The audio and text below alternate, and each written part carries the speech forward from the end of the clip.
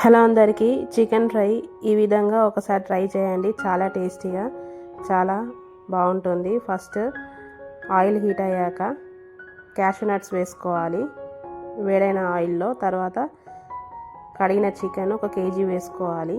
వేసుకొని కొద్దిసేపు ఉడికించుకోవాలి ఆయిల్లో.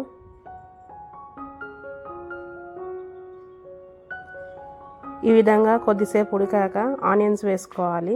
ఆనియన్స్ వేసుకొని కలుపుకోవాలి. తర్వాత పచ్చిమిర్చి వేసుకొని కలుపుకొని కొద్దిసేపు ఉడికించుకున్నాక అల్లం వెల్లుల్లి పేస్ట్ వేసుకొని కలుపుకోవాలి.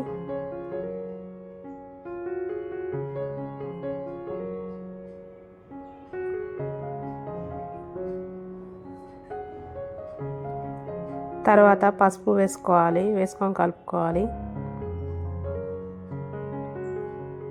ఇలా అల్లం వెల్లుల్లి పేస్ట్ పసుపు వేసుకున్నాక కొంచెం ఒక 5 నిమిషాలు ఉడికించుకోవాలి. తర్వాత టమాటా వేసుకోవాలి.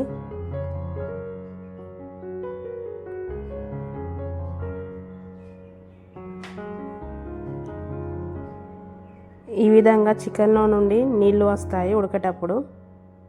ఈ నీళ్ళే సరిపోతాయి చికెన్ ఉడకడానికి. తర్వాత 1 kg చికెన్కి 3 టేబుల్ స్పూన్ల కారం వేసుకున్నాను.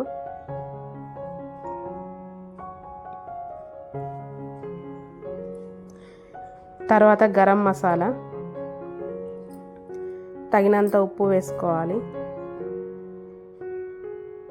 వేయించిన ధనియాల పొడి వేసుకొని కలుపుకొని ముక్క మెత్తగా పడేంత వరకు ఉడికించుకోవాలి. ఇందులో నీళ్ళేమీ పోయలేదు నేను. ఈ చికెన్ నుండి వచ్చిన నీళ్ళే సరిపోతాయి కూర ఉడకడానికి. ఈ విధంగా మధ్యలో కలుపుతూ ఉండాలి.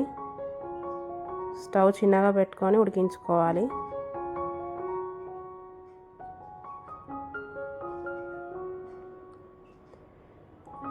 తర్వాత దించే 10 నిమిషాల ముందు ఇట్లా కొత్తిమీర వేసుకొని కలుపుకోవాలి.